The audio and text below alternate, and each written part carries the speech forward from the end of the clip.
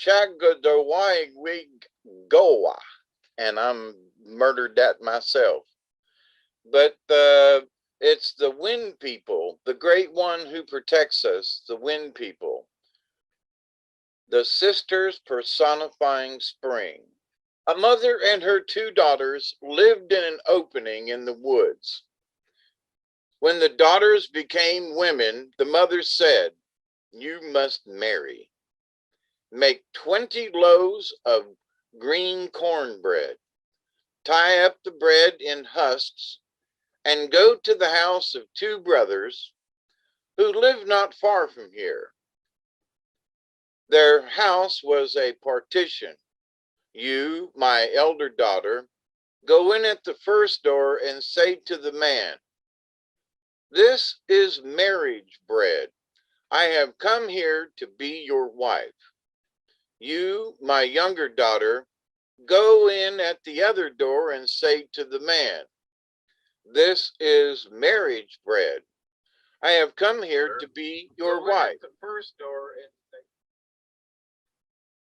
the brothers will take your bread and tell you to stay.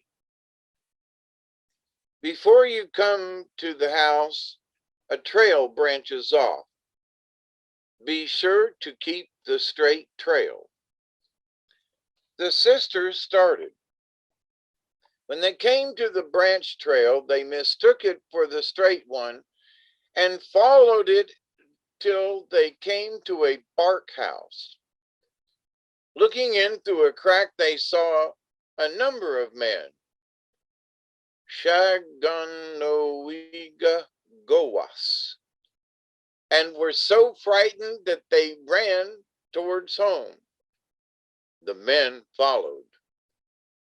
When they were near, one of the sisters threw down her basket of bread.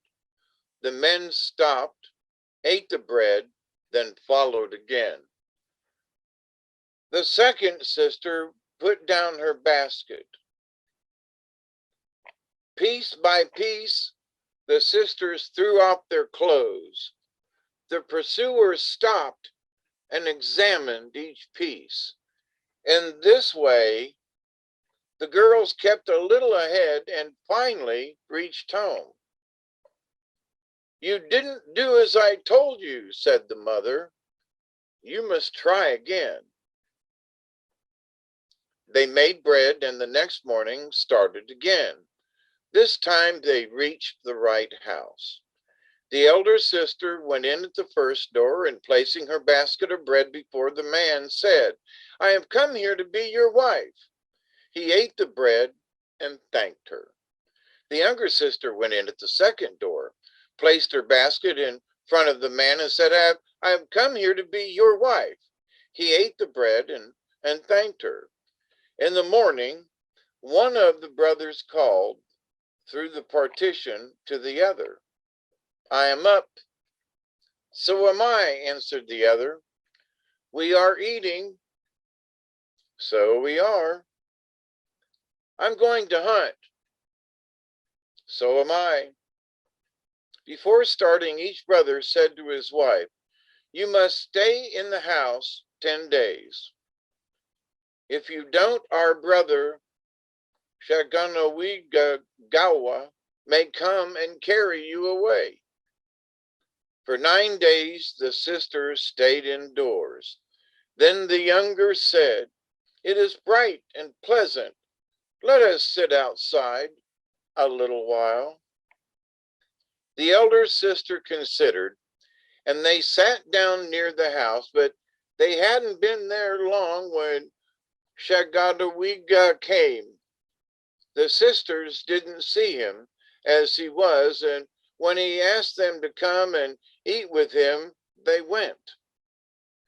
When the men came home and didn't find their wives, they knew that their brother had captured them. The elder brother went to Shagodyoweg and said, "I have come to ask you to give us our wives. Watch over them, but let them stay with us."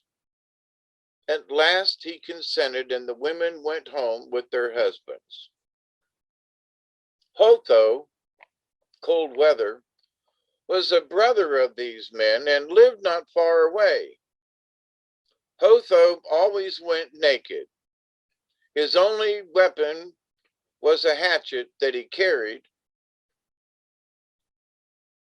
in a hole in his hip.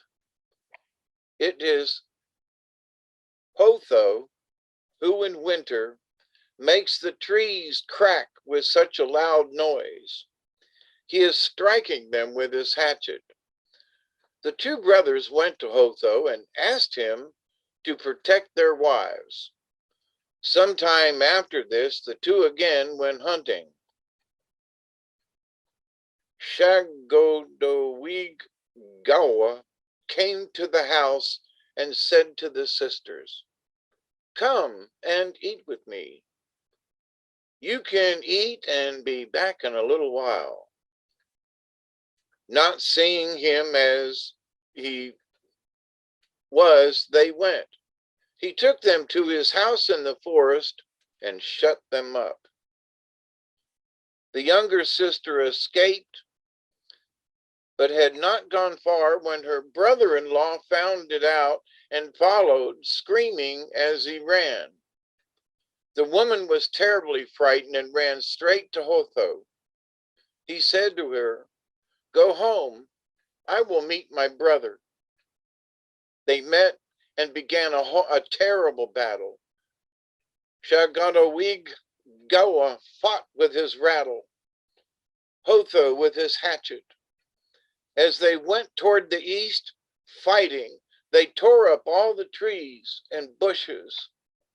But at last Hotho conquered his brother and made him promise not to steal the sisters again.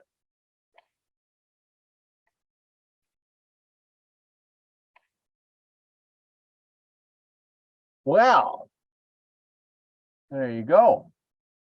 That was interesting. The wind and what is it? Hotho is the wind, and the other one was the weather or something like that. Yep. Yeah, cold weather is Hotho, and the other one is the wind. Shagodyoweg Gowa is the wind. And then these brothers, and it was all after women. Doggone you women. Even the Indians were fighting over their women. The wind kept stealing the women. That's right. Because and they called the wind Mariah. they didn't listen to their husbands who said, just stay in the house. Don't leave. But it's such a nice day, honey. I didn't think nothing of it. So I just went outside for a little bit. I told you not to leave the house. What part of the I told you not to leave the house did you not understand? Not forever, but for 10 days. Yeah. For 10 days, just stay in the house. Pretty please.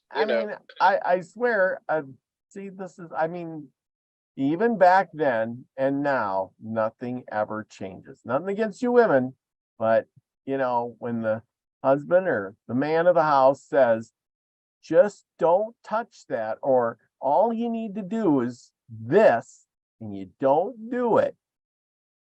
Well, that's like the granny lady told the girls, don't turn off of the path, go straight. And what did they do? They went to the wrong house and got chased, Yeah, and then they stripped off their clothes. One by one, wonder how much, of course, back in those days, they had undergarments and they had this garment and that garment. So, that would be like a running strip tease, I reckon. But anyway. Yeah. Oh, are you going to do another one? Yeah, we got this next one is, if you'll scroll on down. Summer kills autumn. Summer kills autumn and is herself killed by winter. Right. And Dagwano Yent, whirlwind or cyclone, always represented an immense head. I did not know that. Shagodyoweg, the woman in the south, and Duwiwa. And then there's that guide of the air again, Shagodyoweg Gowa. I'm getting pretty good at mispronouncing it. That's right. You're doing a heck of a job. You're doing a heck of a job. Yeah, just don't look at the word and try to figure out if I'm saying it right or not, you know. Uh, so anyway, let me take a sip of my coffee and thank everyone for being here. It's 11:11 p.m., 5/23/2023. We thank you all for Absolutely. coming tonight, and this is our second story for this evening. So summer kills autumn and is herself killed by winter. There was a man called Dowiwa.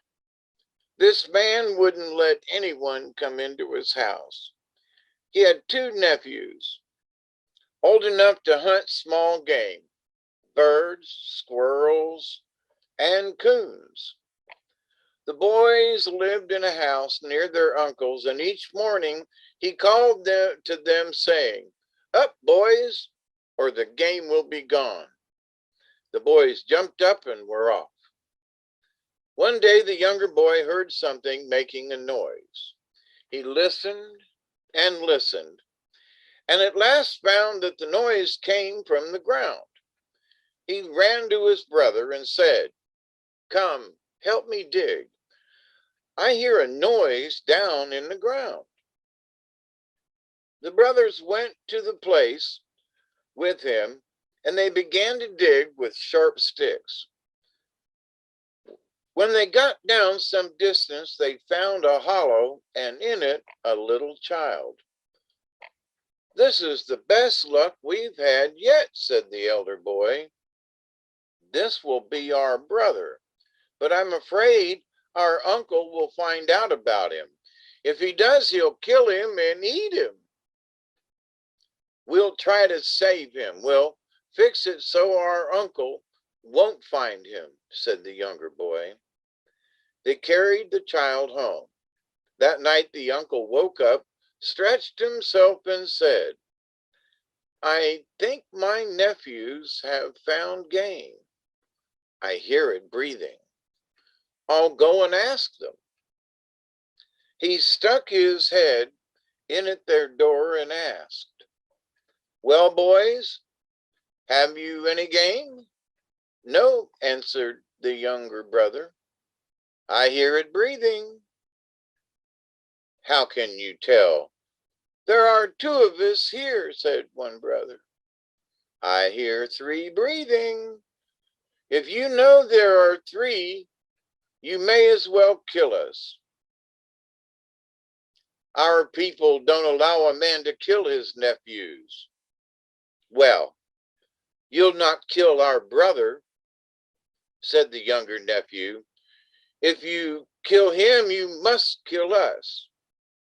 The old man went home, but came back and stuck his head in again. "You might as well give me that boy," said he. "If you kill him, you'll kill us," answered the elder nephew. When the old man found that his nephews wouldn't give him the child, he promised not to harm it. All went well for a time. Then the younger brother said, "I think we had better go away and leave our uncle." "We can't leave him," said the elder. "Why can't we?" "'Cause he'll follow us." "We can try to get away. We're not safe here." So they gathered dry sticks and piled them up near the house. Then one morning they set the sticks on fire, and running around on the housetop, they jumped into the smoke, and it carried them up and away. After a while they came to the ground and hid under a big stone. That night Dowiwa thought the boys were very quiet. He went to their house, stuck his head in, and found that they were gone. "Oh, my poor nephews," said he. "They think they can get away from me." He tracked them to the top of the house and found that they had jumped into the blaze and went off in the smoke. Then he went straight to the stone where they were and struck the stone with the dadish, a sort of cane. The stone split open, and he found the three boys. "Come out, boys," said he. "We'll go home. You should stay at home and try not to go away from me." When the boys were back in their own house, the second brother asked, "Haven't we any relatives except this old man?" "We have," said the elder brother. "We have another uncle worse looking and crosser than this one. And we have aunts. Can't we go and see our uncle?"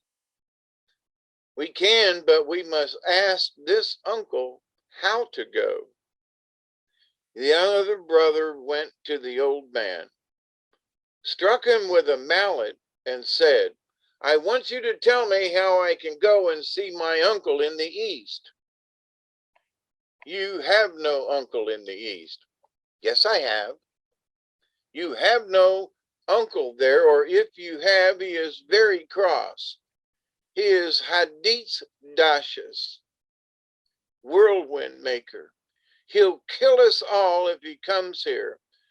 But you can go and see him if you are able to draw a bow that I'll make for you."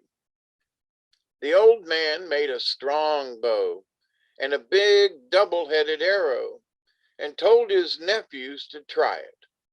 The elder brother took the bow first and couldn't bend it. The younger brother bent it easily. Then the uncle gave him the arrow and said, pointing to a great hickory tree, "Shoot that." He shot, and the arrow split the tree. Then the old man said, "That will do. You may go and try to see your uncle, Dagwanoyent, or Hatdidistas. If he sees you before you shoot him, he'll say, 'Ogna Ogga Hanagji,' and fly off. If you succeed in shooting him before he sees you," oops, I lost my place.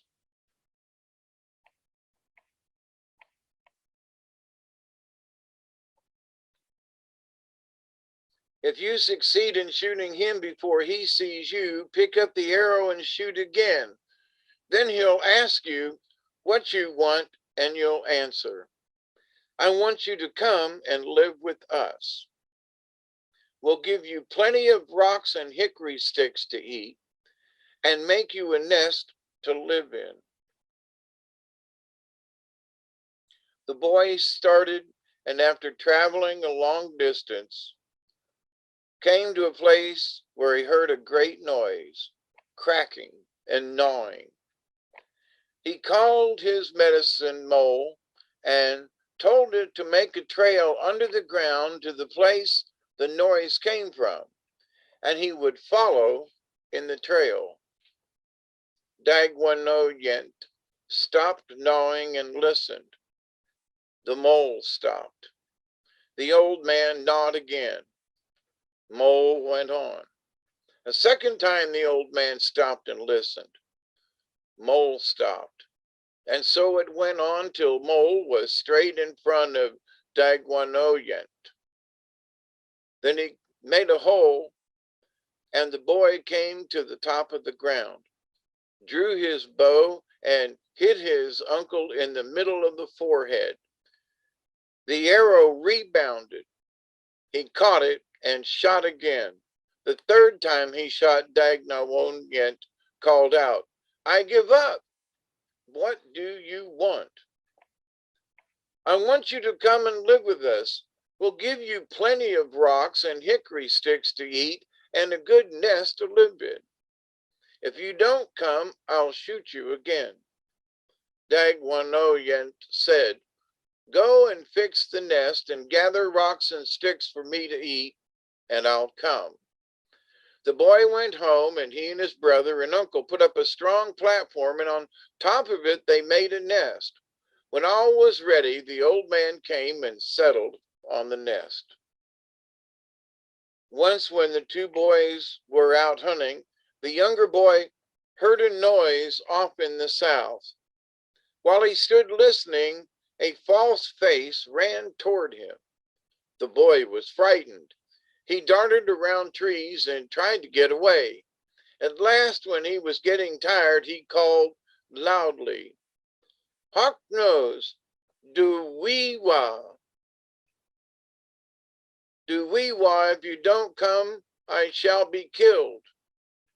That minute, do wee wah was there and saying, "I'll save you." He struck False Face with his awe and killed him. Now the old man told his nephews never to go toward the south, that in the south there were bad women who would kill them. After a time, the elder nephew thought he would go toward the south and see if anything would happen to him. When he had traveled a long distance, he heard someone singing, and going toward the voice, through the dense woods, he came to an opening, and at the farther end of the opening saw the singer. Her song said, "A young boy is coming for me. He has no power. He can't come where I am." When the boy heard this, he was angry and said, "She isn't strong enough to keep me back. I'll go there and pound her." He doubled up his fist and ran toward the woman. She didn't look up, kept on singing. When he came to where she was sitting, he struck her a heavy blow, but instead of falling over, she said, "Ha ha, who touches me?" That minute, the boy fell to the ground, dead. The woman straightened out the body and talked to it, saying, "Poor boy, you thought you could kill me. Now you are dead." She pushed the body a little to one side and kept on singing. When the boy didn't come home, his brother went to hunt for him. He tracked him till he came to where he had stood and listened to the singing. He heard the same song, and looking across the opening, saw the woman and his brother's body. He was angry, and doubling up his fist, he ran across the opening and struck the woman a heavy blow on her head. "Ha ha! Who touches me?" growled she. That minute, the boy fell to the ground dead. She straightened out the body and kept on singing. The third boy, the boy the brothers had dug out of the ground, went to look for the other two and was killed as they had been. That night, Duwewa wondered why he heard no breathing at the other house, wondered if the boys had run away again. Going to the house, he stuck his head in and, seeing no one, said, "They can't get away from me. I'll find them wherever they are." The next morning he went toward the south till he came to the place where the boys stood and listened to the woman's song. When he saw the woman and the three bodies, he said, "You've killed my nephews. Now I'll kill you."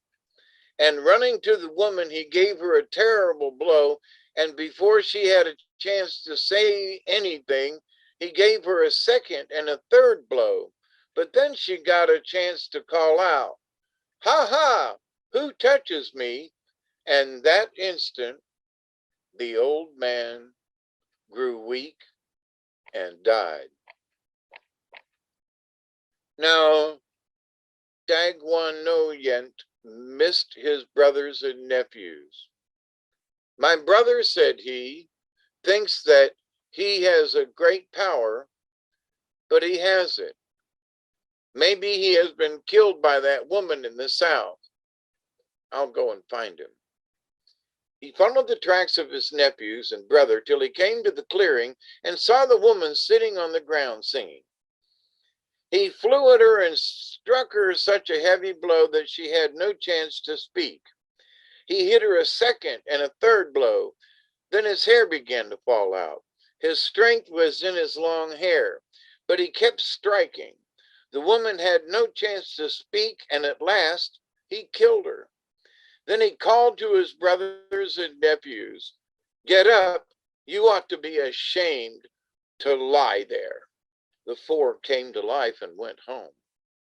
They lived on quietly for a while. Then the younger brother said that he was going to travel around the world and see what he could find, and he started off towards the east. After traveling some distance, he saw a hut, and going into it found an old blind man and began to torment him. The old man said, "My brothers will come soon, and then you'll stop abusing me." The boy thought he would go on before the other men came. He spent the night under a tree, and the next day he traveled till nearly sundown and then came to a house. There was an old man in the house who said, "I'm glad you've come. I want to gamble with plum stones." "What will you bet?" asked the boy. "I always bet bet heads. If you beat me, you'll cut off my head. If I beat, I'll cut off your head." The old man had a stone bowl and some plum stones. The boy threw first and lost. Then the old man threw and lost. But in the end, the boy won and cut off the old man's head. And then he went on. Soon he saw a wasp nest hanging from the limb of a tree. He stopped up the hole in the nest and, cutting off the limb, carried it along with him in a bundle. He hadn't gone far when he saw a great many people coming toward him. He wanted to pass them, but they caught hold of him and said, "You are only a boy. We are going to kill you." "You must wait a while," said the boy. "When anyone is going to be killed, it is the custom to let him do something first." He put down his bundle and said, "Tear it open if you want to." They snatched up the bundle and tore it open. The wasp flew at them, and in the excitement, they forgot the boy, who ran off as fast as he could, and this time he ran towards home. When he came in sight of his uncle's house, things looked strange. He didn't see Dagwanoyent, his nest. Then he found that his uncles and brothers were gone. He searched for tracks, and finding none, he began to mourn. And he mourned till at last he changed to a red fox. The woman in the south was summer, the boys autumn. An old cyclone, who at last conquered her, was winter.